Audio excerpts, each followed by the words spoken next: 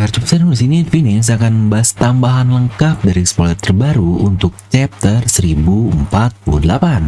Nah, mari tanpa basa-basi lagi kita langsung saja wadaw.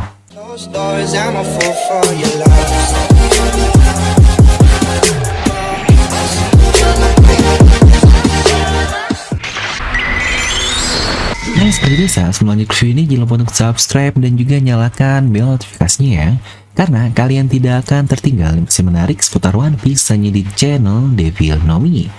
Pastikan sebelum kalian komen atau cuma baca dulu doang, kalian tonton video sampai habis, jadi tidak ada informasi yang miss dan juga yang setengah-setengah. Seperti biasa, saya juga mau berterima kasih nih buat kalian yang sudah menjadi user dari Buah Iblis atau Devil No Mi atau Devil Fruit user. Terutama buat para membership baru seperti Yasman Yang, Julberto, Muhammad Yusril, Fendi Deca, Kara Alam Yoga Tama, Faris Hibran Hakim, dan Farisa Aditya. Lalu buat yang pingin berbeda dan dia ingin menjadi pengguna haki juga seperti kata-kata Kaido, yaitu untuk Komandan Yudo. Anjay, udah kayak Komandan Yonko. Lalu juga ada Ronaldo Korompis, wadaw, CR7 nih kayaknya. Yang bahkan mereka-mereka yang sudah siap mencapai One Piece atau Laugh Tale dengan menyandang Will of D, terutama buat Zephanya Jethro, Aldi Ardian, lalu juga Pace Dika. Dan terima kasih juga buat kalian yang sudah join selama 2 bulan menjadi Devil Fruit user, yaitu Johnny Jo. Nah, buat kalian juga yang ingin membership channel Devil No Mi, dimana kalian akan mendapatkan badges khusus di nama kalian seperti ini dan juga stiker-stiker yang menarik tersebut. Kalian bisa langsung klik tombol join di sebelah tombol subscribe. Oke, lagi-lagi saya mau mengucapkan selamat Hari Raya Idul Fitri. Mohon maaf lahir dan batin ya guys, karena banyak yang komen di video spoiler lalu kalau audionya kurang bagus bang dan sebagainya. Karena ya biasalah sedang ada di mode mudik, jadi pakai mic yang seadanya saja. Semoga di video ini audionya lebih oke ya dari video sebelumnya. Yuk kita langsung saja bahas spoiler untuk chapter kali ini. Dimana judul untuk chapter kali ini adalah 20 years, ya benar 20 tahun. Kita juga sudah tahu lah ya, dari early lalu ternyata 2 penyusup yang datang ke kota coklat itu adalah Ichiji dan juga Reiju Chuan yang mantap banget. Dimana Brule melihat kedatangan mereka dari cermin buatannya, dan sini akhirnya kita melihat kembali Komandan Yonko Cracker yang sepertinya sudah dalam kondisi cukup pulih. Ya walaupun tubuhnya masih terbalut perban. Ini sih salah satu Komandan Yonko yang sangat keren menurut saya. Dari segi desain dan kemampuan juga yang bisa dibilang cukup broken nih kemampuan dari Cracker. Nah, dimana awal chapter dikatakan Momonosuke berusaha untuk mendorong Onigashima sekuat tenaga dengan awan api buatannya itu agar terhindar dari serangan Luffy. Kata sebelum Kaido berubah juga, di situ dia berkata, "Jadi itu, aku akan menghadapimu secara langsung. Hei topi jerami, kau tahu bahwa 20 tahun yang lalu pahlawan negeri ini mati terbakar. Dan setelah 20 tahun lamanya, negeri ini menunggu datangnya pahlawan baru mereka, dan inilah dia, Great Dragon Torch, atau yang tadi kita sebut sebagai Dewa Naga Api dan yang tertingginya lah." Dan itu akhirnya Kaido langsung berubah ke mode naganya. Great Flame udah mirip kayak Daien Kai-nya es dahulu. Dia pun melanjutkan, "Dengan ini, tanganmu tidak akan bisa bertahan dan akan meleleh." Dimana ketika tubuh Kaido bersentuhan dengan tanduk dari Onigashima yang masih utuh ya, bukan yang dipotong oleh Bebang Zoro. Dan katanya tanduk tersebut langsung meleleh parah dengan tersentuh melalui kulit dari Kaido saja.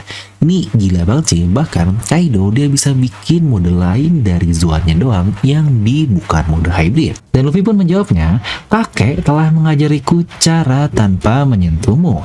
Aku akan bawamu langsung ke dasar dari neraka." Dan serangan Luffy pun diberitahu di sini mempunyai nama serangan, yaitu Gomu Gomu no Bajrangan. Ya, Bajrang ini bisa dibilang sebagai Monkey God atau Monkey King lah ya, dewa monyet. Yang Kaido juga di sini menggunakan serangan yang bernama Soryu KNHK. Ini gila sih, tabrakan antara Kaido dan Luffy ada efek ledakan yang sangat-sangat besar sekali. Tapi sebenarnya yang keren adalah bentukan dari Kaido ini benar-benar mirip serangan Imperial Flame dari King saat melawan Zoro lalu.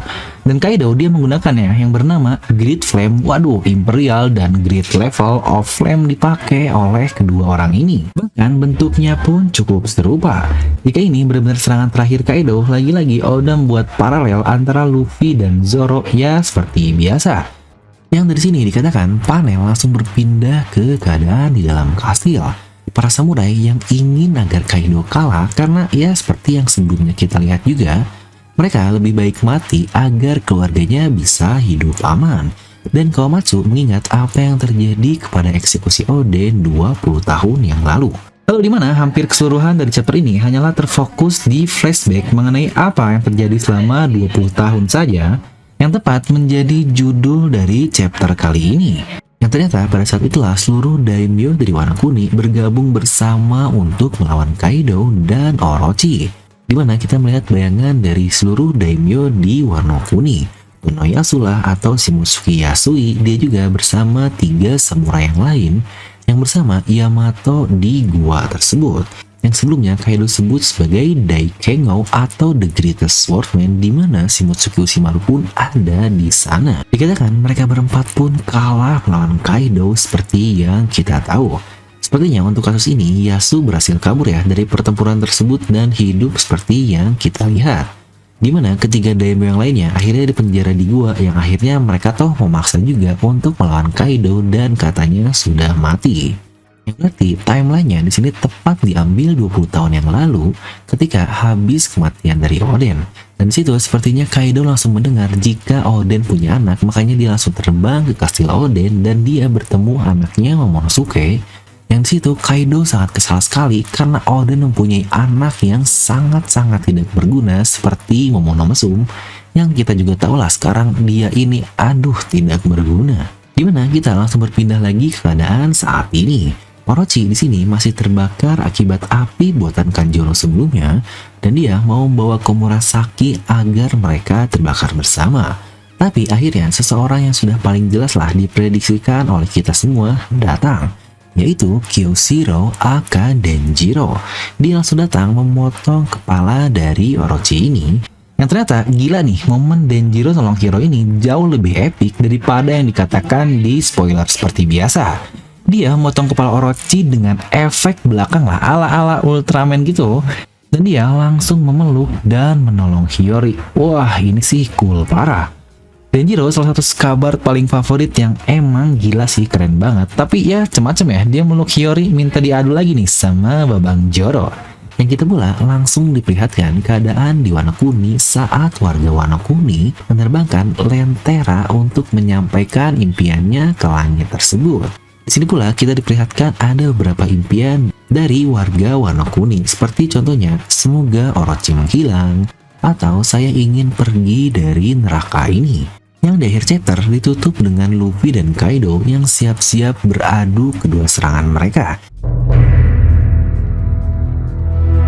Nah, seperti biasa karena ini review, kita akan adakan sedikit analisis lah terkait chapter ini. Dan alasan kenapa chapter lalu belum selesai karena pertarungan Luffy ini masih one-sided atau satu sisi doang. Dimana biasanya pertarungan terakhir dari Luffy dengan musuhnya adalah mereka saling beradu kekuatan atau double confrontation. Seperti Doflamingo yang mengeluarkan serangan ultimate-nya dan Luffy juga yang menggunakan King Kong Gun-nya.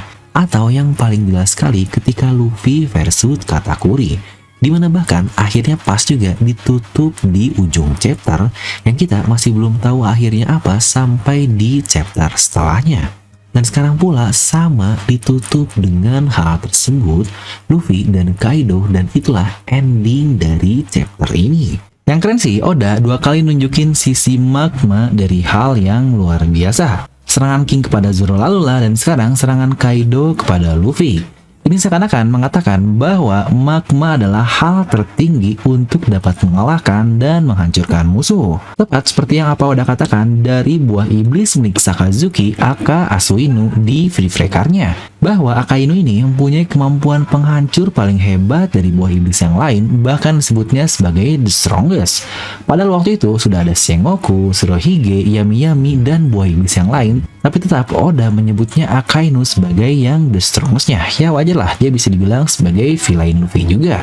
Kita hanya perlu siapin mental untuk chapter depan. Apakah benar-benar akan berakhir? Karena mari kita coba bahas sedikit nih kemampuan dari Luffy yang bernama Bajrang Gun. Dimana Bajrang ini dikenal sebagai Hanuman atau mungkin di kita Hanoman kali ya, yang sangat kuat sekali, dimana Hanuman pun dikenal sebagai Monkey King.